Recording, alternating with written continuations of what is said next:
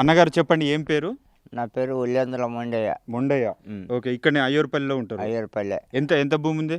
భూమి 2 ఎకరాల చిల్లర నాకుంది. మా భార్య పేరు మీద 4 ఎకరాలు ఉంది. ఇప్పుడు రుణమాఫీ చేసిందని గవర్నమెంట్ చెప్తుంది, మరి ఎంత అప్పు ఎంత తీసుకున్నావు భూమి మీద? భూమి నాకు 1,47,000 ఉంది. మా భార్య పైన 1,60,000 ఉంది. మా ఇద్దరికి వాళ్ళకు మాఫీ కాలేదు. ఇద్దరికి కాలేదు. పోయినసారి కూడా కాలేదు. ఎవరు మన కేసీఆర్ ఉన్నప్పుడు కూడా కాలేదు, ఇప్పుడు కూడా కాలేదు. మరి అంటే ఎవరైనా అధికారులను కలిసినావా?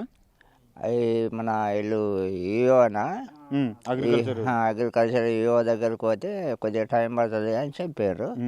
ఇంకా మళ్ళా మొన్న అడిగిన ఏది ఆగస్టు 16 తారీఖు నాడు మరి మేడం మాకు రుణమాఫీ మెసేజ్ రాలేదు, మాకు కాలేదు అని అంటే కొద్దిగా టైం పడుతుంది మీకు అని చెప్పింది. అంటే ఎంత టైం పడుతుంది? ఎంత అని అనలేదు. ఇక ఫోన్లో అడిగినాము.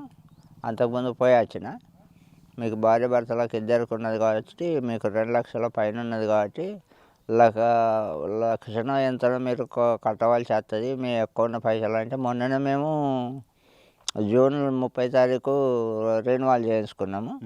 కొంతమంది అంటారు కట్టనే అవసరం లేదు, మీకు ఇంకా టైం ఉన్నది, ఇంకా సంవత్సరము, ఇప్పుడు మీకు 2 లక్షలు మాఫీ కావాలని అంటారు. అంతేగాని ఇంకా ఏం మరి అవుతాయా కావా తెలియదు. ఓకే, 2 లక్షల మీద ఉన్నది ఏదైతుంది అది తర్వాత ముచ్చట, ఇప్పుడు వడ్డీ అనేది తర్వాత ముచ్చట. ఇప్పుడు గవర్నమెంట్ అయితే ఆ 2 లక్షలు అయితే మాఫీ చేయాలి కదా? మాఫీ చేయాలి, మరి అదే చేస్తలేరు. మరి కారణం ఏంది, ఏమిటి, ఏం చెప్తలేరు.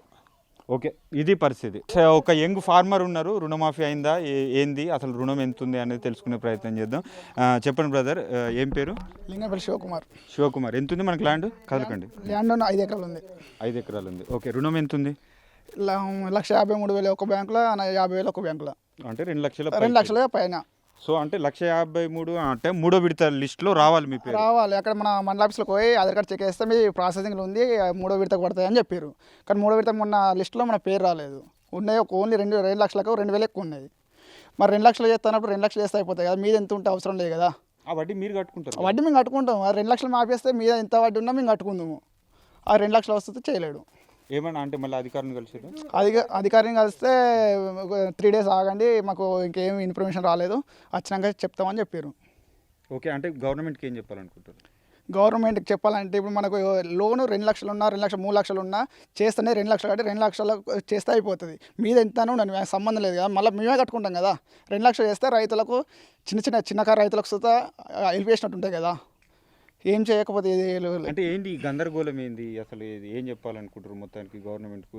3 విడతలు అని టైం అయితే తీసుకున్నారు, టైం తీసుకున్నా అని మరి అంత క్లారిటీ వస్తలేదు రుణమాఫీలో.